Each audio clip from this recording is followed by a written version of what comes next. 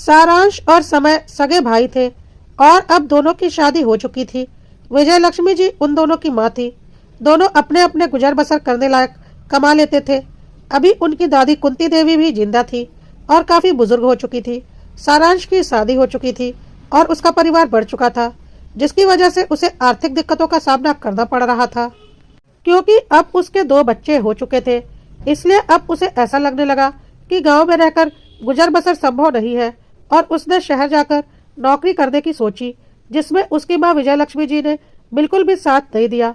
उनके हिसाब से उनका बेटा सारांश शादी के बाद बिल्कुल बदल चुका है और वह उस घर से अपनी बीवी को लेकर निकल जाना चाहता है। वह सारांश की परेशानियों को समझ ही नहीं पा रही थी कि उसे कितनी ज्यादा आर्थिक दिक्कतों का सामना करना पड़ रहा है। परिवार के खर्च पूरे नहीं हो पा रहे हैं। विजय लक्ष्मी जी इस बात के लिए कभी राजी नहीं थी कि सारांश गांव के बाहर जाए, लेकिन सारांश की दादी कुंती देवी को सारांश की समस्याएं दिख रही थी, क्योंकि अब दोनों बच्चे बड़े हो रहे थे, उन्हें स्कूल में भी डालना था। आमदनी नहीं होगी तो बच्चों की पढ़ाई और आगे के खर्च कैसे चलेंगे, इसलिए वह सारांश के फैसले से सहमत थी।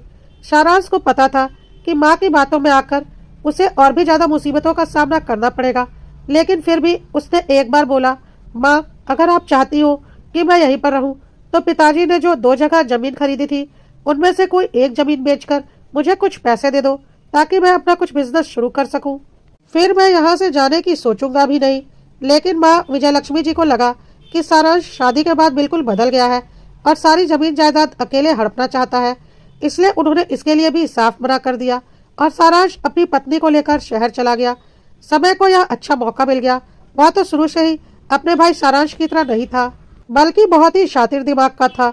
उसने अपनी माँ के मन में सारांश और उसकी पत्नी के खिलाफ कूट कूट कर जहर भरा और बोला, वह सब कुछ अकेले हड़प जाना चाहता है, लेकिन जब आपसे कुछ निकलवा नहीं पाया तो अपनी पत्नी को लेकर यहाँ से निकल गया। आपकी सेवा नहीं करना चाहता, बस अपनी खुशियाँ देख रहा है। यह सब कुछ भाभी के दिमाग की उपज है।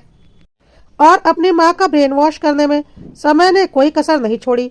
विजय लक्ष्मी जी तो पहले से ही अपने बड़े बेटे सारांश की जिंदगी में उसकी पत्नी को बर्दाश्त नहीं कर पा रही थी। शायद हर घर में बड़े बेटे के नसीब में यही होता है, क्योंकि उसकी पत्नी पहले आती है तो सास कभी उसकी पत्नी को अपने बेटे की जिंदगी में बर्दाश्त ही नहीं कर पाती और बड़े बेटे बहू से रिश्ते बिगड़ जाते हैं। और जब छोटी बहू आती है तो पहले ही बड़ी बहू से रिश्ते इतने बिगड़ चुके रहते हैं कि सास के पास कोई ऑप्शन नहीं रहता और छोटी बहू सास की प्यारी हो जाती है। जहाँ बड़ी बहू की बिना गलती के गलतियां नजर आती है, वहीं छोटी बहू की गलतियां भी सही लगती है। यही सब कुछ हुआ विजय लक्ष्मी जी के साथ। उनके मन में अपने बड़े बेटे सारांश और उसकी पत्नी के लिए काफी गिला शिकवा था और काफी कुछ जहर उनके छोटे बेटे समय ने उनके दिमाग में भर दिया था, जिसे कि उसकी दादी कुंती देवी देख और समझ रही थी और वह अपनी बहू विजय लक्ष्मी को समझाने की कोशिश भी करती थी, पर विजय लक्ष्मी को ना कुछ सुनना था और ना ही कुछ समझना था। वक्त के साथ अब समय की शादी भी हो चुकी थी और उसकी पत्नी भी घर आ चुकी थी। समय तो शुरू से ही शातिर था और उसकी पत्नी उससे भी ज्यादा शातिर थी। उन लोगों ने यह देख लिया था कि विजय लक्ष्मी जी के मन में अपने बड़े बेटे बहू के लिए काफी चिढ़ भरी हुई है और वह उन्हें पसंद नहीं करती। इसका उन दोनों ने पूरा फायदा उठाया और विजय लक्ष्मी जी की मक्खनबाजी करने में कोई कमी नहीं छोड़ी। अब समय को भी परिवार बढ़ने के साथ साथ पैसों की जरूरत आन पड़ी थी और आमदनी बढ़ाने का जरिया सिर्फ और सिर्फ यही था कि गांव की जमीन को बेचकर वहां कुछ बिजनेस शुरू किया जाए, क्योंकि समय को पता था अगर वह शहर जाएगा तो फिर इतने दिनों से सारी जमीन जायदाद और माँ की संपत्ति हड़पने की जो साजिश उसने रची है वह कामयाब कैसे होगी। समय ने अपनी माँ को अच्छे से अपने झांसे में ले लिया और अपने पिताजी की खरीदी हुई जमीन बेचकर गांव में ही अपनी काफी बड़ी साइकिल की दुकान खोल ली, जो कि अच्छी खासी चलने लगी और समय की आमदनी काफी बढ़ गई। दादी कुंती देवी ने विजय लक्ष्मी को बोला भी था कि इस जमीन को बेचकर जो पैसे मिले हैं उन पर आधा हक सारांश का भी है, लेकिन विजय लक्ष्मी जी ने साफ बोल दिया, जो बेटा अपनी पत्नी को लेकर अपनी माँ से शादी होने के बाद अलग हो गया, मैं उसे अपनी संपत्ति में से कुछ भी नहीं देने वाली। दादी ने बोला, यह सब कुछ तुम ठीक नहीं कर रही हो। सारांश ने भी तुमसे जमीन बेचने के लिए कहा था, तब तो तुम पीछे हट गई थी और अब जब समय ने कहा तो तुम तुरंत तैयार हो गई। अगर तुम समय को भी जमीन नहीं देती तब मैं देखती कि समय तुम्हारे साथ यहाँ पर रहता।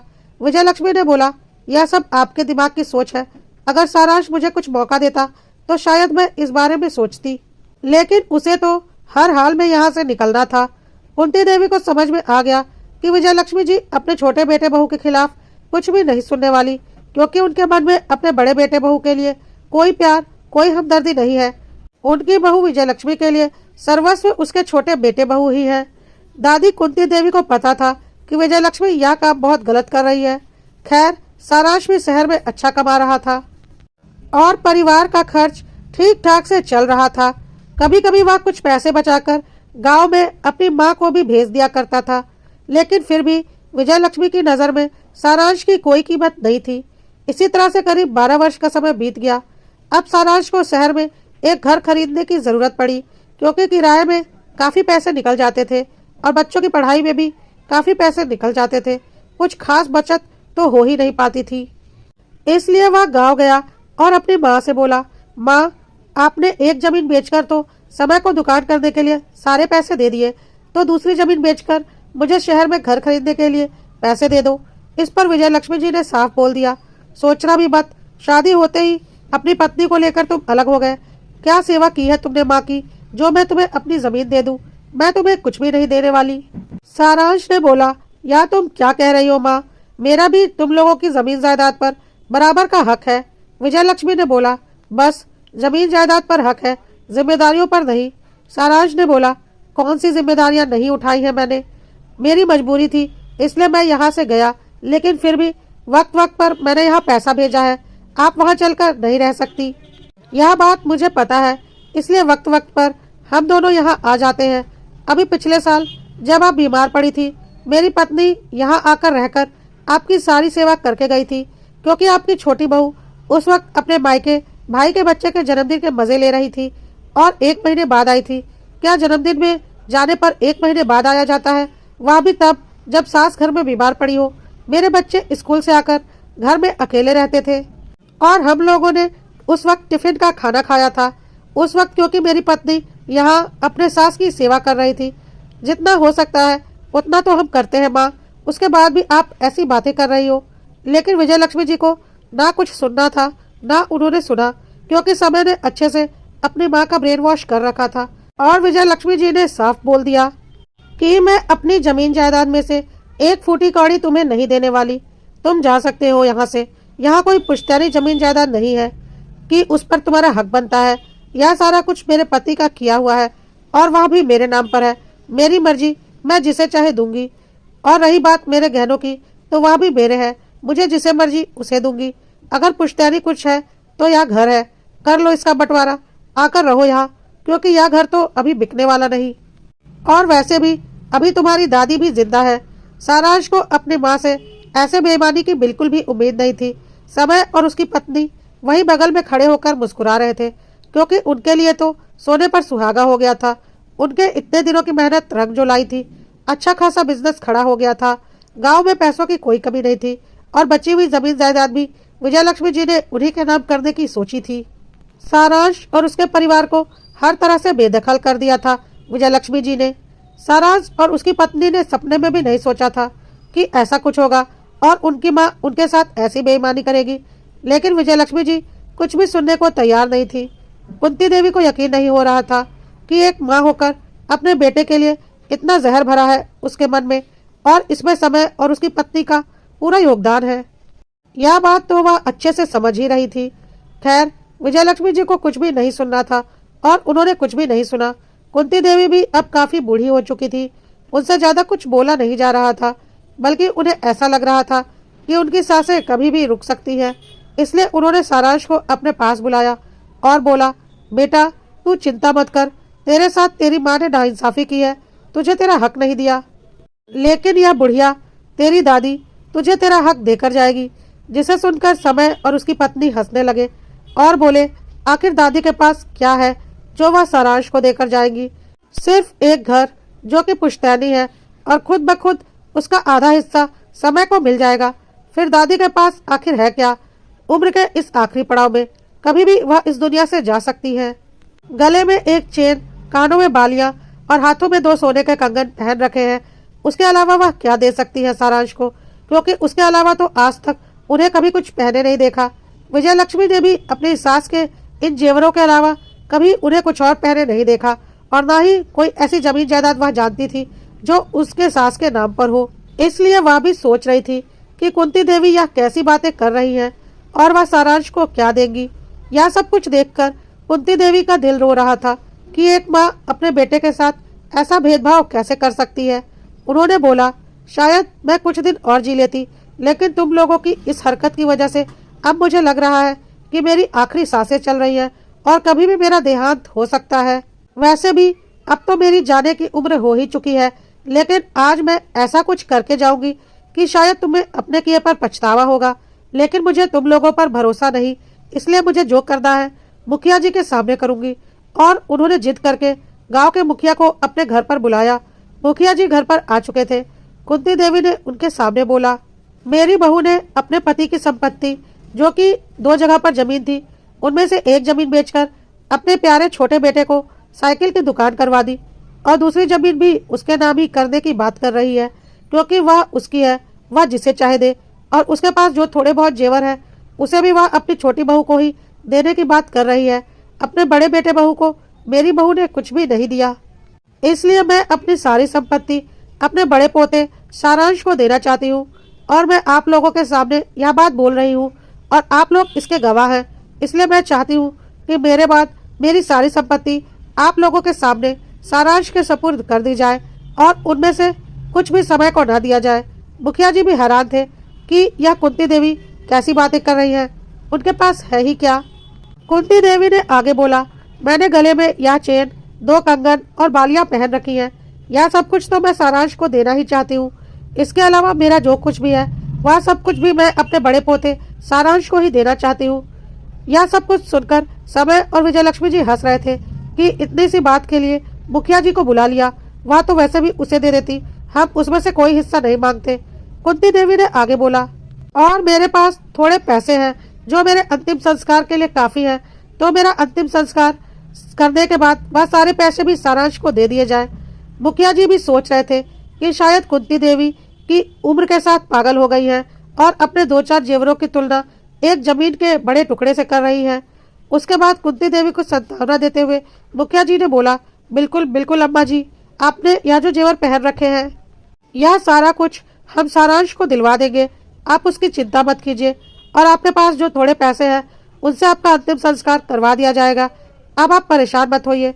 सारांश भी सोच रहा था कि चलो कम से कम माँ ने ना सही, दादी माँ ने तो उसके बारे में सोचा कि उनके पास जो कुछ भी संपत्ति है वह उसे दे दी। कुंती देवी ने आगे बोला, अरे नहीं मुखिया जी, मेरा वह बक्सा है ना, वह मैं अपने बड़े पोते सारांश को देना चाहती हूँ, और यह रही उसकी चाबी, यह मैं आपको दे रही हूँ। और मेरी मृत्यु के बाद यह सारा कुछ आप सारांश के सुपुर्द कर दीजिएगा और अपने सामने उसे उसका हक दिलवा दीजिएगा। इसमें से कुछ भी समय को नहीं मिलना चाहिए, क्योंकि उसने पहले ही काफी बेईमानी कर ली है अपने भाई के साथ। यह सब कुछ सुनकर समय मुस्कुरा रहा था और सोच रहा था, दादी माँ आखिरी वक्त में पागल हो गई हैं। आखिर उनके पास उस टूटे फूटे बक्से में है ही क्या, 2-4 पुराने कपड़े और कुछ पैसे जो उन्होंने बचा कर रखे होंगे, जिससे उनका अंतिम संस्कार हो जाएगा। और तो कभी किसी ने कुछ देखा नहीं, बस यही देखा है कि अपने बक्से की हिफाजत दादी माँ करती रहती थी, कभी किसी को छूने नहीं देती थी और ना ही उस बक्से को वहां से हिलाने देती थी। लेकिन हाँ, जब भी वह बक्सा खोलती थी तो बच्चे उसके आसपास देखने के लिए खड़े रहते थे और विजय लक्ष्मी जी वहां पर खड़ी रहती थी, पर उसमें कुछ पुराने कपड़े और बर्तन के अलावा कुछ भी नहीं था। इसलिए समय आश्वस्त था कि दादी माँ इस उम्र में अपना मानसिक संतुलन खो चुकी है, इसलिए ऐसी बहकी बहकी बातें कर रही हैं। सारांश भी सोच रहा था कि कम से कम इस उम्र में ऐसी हालत में भी दादी को उसकी फिक्र तो है, उसके साथ हुई नाइंसाफी की चिंता तो है। कुंती देवी अपनी आखिरी सांसें तो गिन ही रही थी, मुखिया जी के सामने ही उनकी मृत्यु हो गई और फिर सारांश ने उनका अंतिम संस्कार कर दिया। और सारे काम निपट जाने के बाद मुखिया जी अपने वादे के अनुसार सारांश को उस बक्से की चाबी देते हुए बोले, तुम्हारी दादी की अंतिम इच्छा यही थी, अब इस बक्से को खोलकर उसमें रखे पैसे को तुम निकाल सकते हो जो तुमने अपनी दादी के अंतिम संस्कार में लगाए हैं। उसके अलावा उस बक्से में और जो कुछ भी हो वह सब तुम्हारा है। हमारे सामने तुम उस बक्से को खोल लो ताकि कुंती देवी तुम्हारी दादी माँ की आत्मा को शांति मिल सके और हम तुम्हें तुम्हारा हक दिला सके। सारांश ने मुखिया जी के सामने और अपने घर वालों के सामने उस बक्से को खोला। उसमें कुछ भी नहीं था। 2-4 पुरानी साड़ियाँ थी और कुछ पैसे जो कि कुंती देवी ने बताए ही थे। समय मन ही मन मुस्कुरा रहा था और सोच रहा था, बड़ा आया था यहाँ हिस्सा बंटवारा लेने के लिए। सारांश दादी माँ की साड़ियों को किनारे रख रहा था कि अब उन साड़ियों का क्या काम, उन्हें किसी को दे दिया जाएगा। साड़ियों को बाहर निकालते वक्त साड़ियों से एक छोटी सी पोटली गिरी। जब उस पोटली को खोलकर देखा गया तो उसमें एक चाबी और एक लिफाफा भी था, जिसमें शायद कोई चिट्ठी रखी थी, जिसे उसकी दादी ने अपने अंतिम समय में अपने कांपते हाथों से लिखा था। सारांश ने उस चिट्ठी को खोला तो उसमें लिखा था कि यह बक्सा कैसे खुलेगा। दादी माँ ने लिखा था, इस बक्से के तली में एक और बक्सा है जो इसके साथ ही जुड़ा हुआ है और ऊपर से दिखता नहीं। अंदर दाहिने तरफ के कोने में एक छेद है जहाँ यह चाबी लगती है। वहाँ पर इस चाबी को लगाकर इस बक्से की तली को खोल लो, खानदानी जेवर तुम्हें मिल जाएंगे। उस चिट्ठी में दादी माँ ने साफ लिखा था, मेरी बहू विजय लक्ष्मी ने अपने बड़े बेटे के साथ बहुत नाइंसाफी की है और मैंने सोचा था कि जब मेरी मृत्यु के बाद मेरा बक्सा खोला जाएगा तो खुद ब खुद यह सब कुछ सामने आ जाएगा और दोनों भाई आपस में बराबर बराबर बांट लेंगे। लेकिन मेरी बहू ने जो नाइंसाफी मेरे बड़े पोते के साथ की है, मैं अपना सारा धन अपने बड़े पोते सारांश को देना चाहती हूँ। मेरी सास की मृत्यु के बाद मैंने और मेरी जेठानी ने इस बक्से को खोला था और हमें यह पोटली मिली थी और इस बक्से की तली को खोलने पर उसमें बहुत ज्यादा सोने के जेवर मिले थे जिनकी कीमत करोड़ों में थी। हम दोनों देवरानी जेठानी ने उसे आधा आधा बांट लिया था। बाद में मेरे जेठ जेठानी अपने हिस्से की जमीन जायदाद बेचकर यहाँ से किसी और राज्य में जाकर बस गए और अब तो उनकी मृत्यु भी हो चुकी है, तो उन्होंने अपने हिस्से के जेवर शायद अपने बेटे बहू को दे दिया होगा। लेकिन मैंने यह बात कभी किसी को नहीं बताई और इसी बक्से में सारा कुछ रहने दिया। सोचा था जिस तरह मेरी सास की मृत्यु के बाद यह बक्सा खुला था और हमें वह संपत्ति मिली थी, वैसे ही मैंने सोच लिया था कि मेरी मृत्यु के बाद यह बक्सा खुलेगा और इसमें से जो कुछ भी निकलेगा मेरे जितने भी वारिस होंगे उनमें बटेगा। मेरा तो एक ही बेटा बहू है, बेटा तो अब रहा नहीं, लेकिन 2 पोते हैं, तो मैंने यही सोचा था कि मेरी मृत्यु के बाद दोनों आपस में इसे बांट लेंगे। लेकिन नहीं, अब मैं चाहती हूँ कि यह सारा कुछ सारांश अकेले रखे। जब उस बक्से को चाबी लगाकर खोलकर देखा गया तो सब हैरान हो गए। बक्से में बहुत ही ज्यादा मात्रा में सोने के जेवर भरे थे जिनकी कीमत आज भी करोड़ों में थी। इतना ज्यादा सोना उन्होंने कभी नहीं देखा था, जिसे दादी कुंती देवी ने इतने सालों तक संभाल कर रखा था।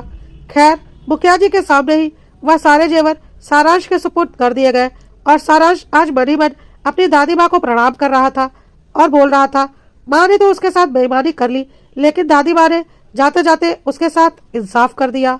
समय को अब बहुत जलन हो रही थी और वह उन जेवरों में से आधे जेवर लेना चाहता था, लेकिन मुखिया जी के डर की वजह से वह चुप था और सारांश वह सारे जेवर लेकर और अपनी पत्नी को लेकर वहां से जा चुका था, क्योंकि माँ ने ऐसा कोई काम नहीं किया था कि वह माँ को अपने साथ चलने के लिए बोलता। माँ तो अभी भी अपनी सास के जेवरों को बराबर बांटने के लिए सारांश के ऊपर दबाव डाल रही थी और पता नहीं किस मुंह से वह ऐसा बोल रही थी। लेकिन सारांश ने भी सोच लिया था कि जैसे उसकी माँ और भाई ने उसके साथ स्वार्थ दिखाया है, वह भी अब स्वार्थी होकर दिखाएगा और वह सारे जेवर लेकर चुपचाप वहां से चला गया।